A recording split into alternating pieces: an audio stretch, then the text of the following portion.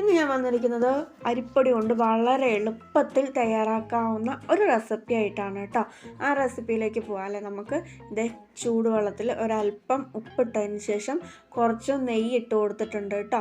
നെയ്യൊന്ന് അലിഞ്ഞ് വരണം. അലിഞ്ഞ് വരുമ്പോഴാണ് നമുക്ക് അതിലോട്ട് അരിപ്പൊടി ആഡ് ചെയ്ത് കൊടുക്കാൻ പറ്റുള്ളൂ കേട്ടോ.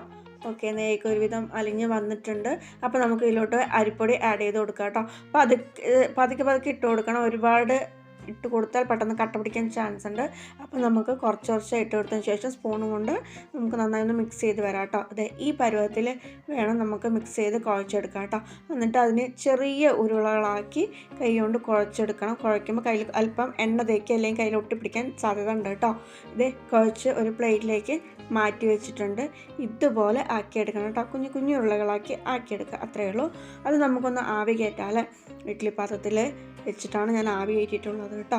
അതവിടെ ഇരുന്നോട്ടെ. നമുക്കൊന്ന് താളിപ്പ് റെഡിയാക്കാം കേട്ടോ.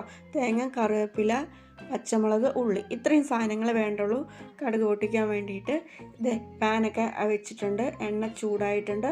അതിലോട്ട് ഒരല്പം കടുക് ഇട്ട് കൊടുത്തിട്ടുണ്ട് കേട്ടോ. കടുക് പൊട്ടിയ ശേഷം ഞാൻ ഉള്ളിയാണ് ആഡ് ചെയ്ത് കൊടുത്തിരിക്കുന്നത്. ഉള്ളിക്ക് ശേഷം കറിവേപ്പില ഇട്ട് കൊടുത്തിട്ടുണ്ട്. അതിന് ശേഷം നമുക്കിത് പച്ചമുളക് കൂടി ഇട്ട് കൊടുത്തിട്ടുണ്ട് കേട്ടോ. നമുക്കത് നന്നായി മിക്സ് ചെയ്ത് വരാം അല്ലേ. അത് മിക്സ് ചെയ്ത് വന്നിട്ടുണ്ട്. അതിലോട്ട് കുറച്ച് ഉപ്പ് ആഡ് ചെയ്ത് കൊടുത്തിട്ടുണ്ട് കേട്ടോ. ഉപ്പ് ആഡ് ചെയ്ത് കൊടുത്ത ശേഷം നന്നായി മിക്സ് ചെയ്തതിന് ശേഷം നമുക്ക് കുറച്ച് തേങ്ങ ഇട്ട് കൊടുത്തിട്ടുണ്ട്. തേങ്ങ ഇട്ട് കൊടുത്തതിന് ശേഷം ഒരു ബ്രൗൺ കളർ ആവണ വരെ നമുക്കതൊന്ന് നന്നായി മിക്സ് ചെയ്ത് കൊടുക്കാം കേട്ടോ.